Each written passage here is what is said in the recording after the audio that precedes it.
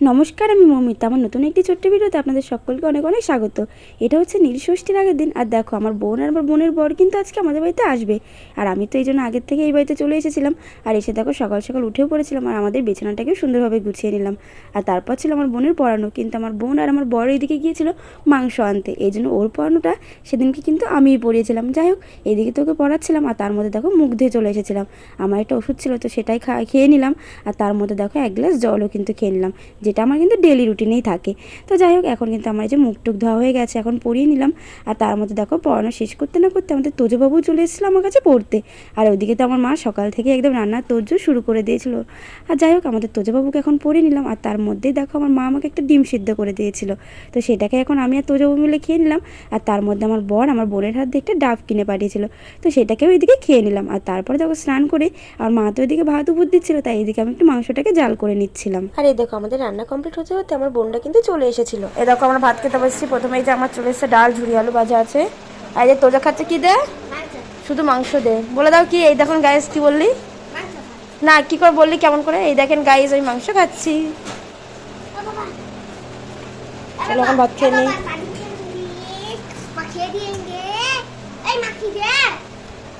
চলো এখন খেয়ে নিই। এই দেখো, আজকের আমাদের মেনুতে ছিল প্রথমেই ভাত ডাল আর তার সাথে এই যে ঝুড়ি আলু ভাজা। এটা দিয়ে খাওয়া কমপ্লিট করতে না করতে আমার মা কিন্তু দিয়ে দিল এঁচোড় চিংড়ি, যেটা কিন্তু আমার বেশ পছন্দের।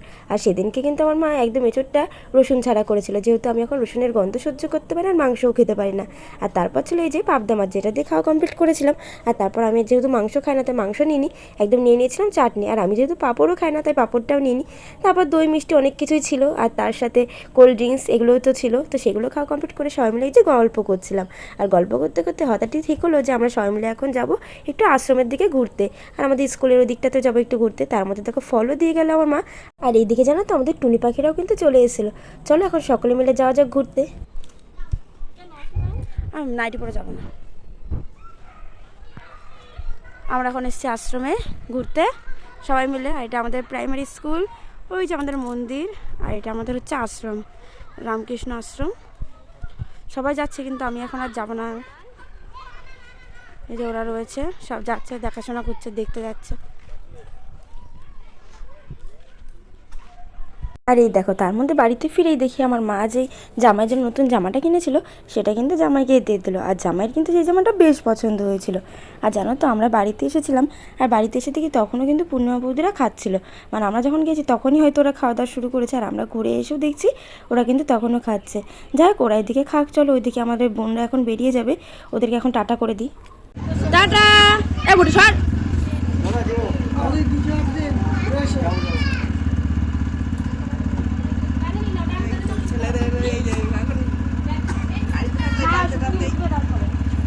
ও পম্পি পম্পি পম্পি পম্পি,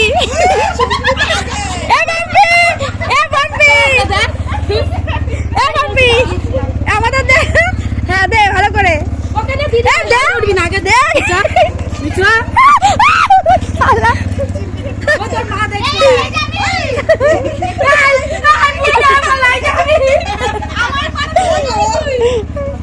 দেখতে থাক,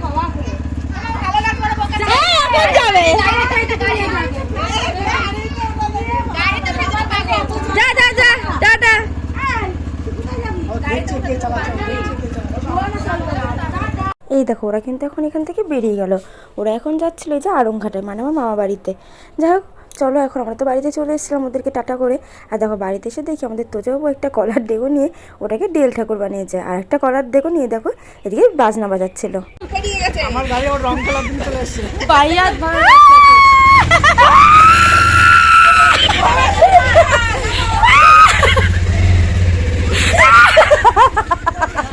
কি হয়েছে?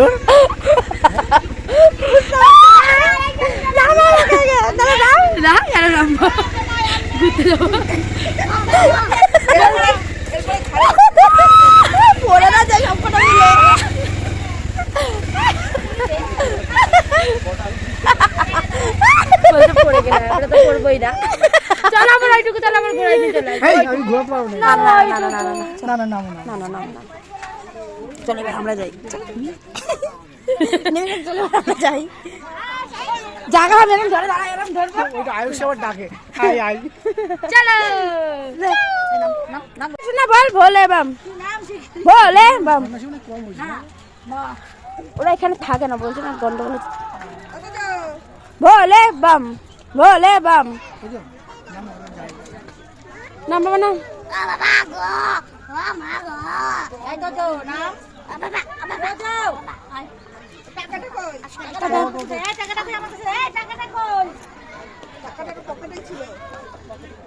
কি গরম লাগছে গো ভাই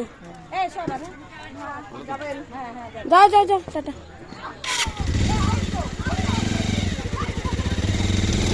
কোথায় কল করবা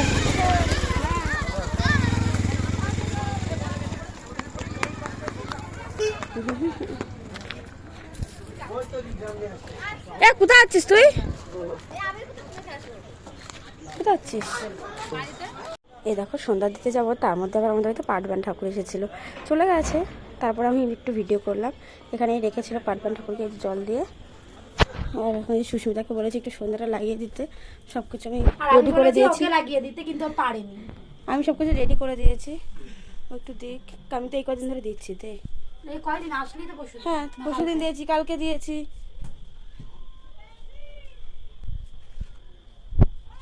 চলো সন্ধ্যাটা দিয়ে নি মা আসবে কি সুন্দর দাও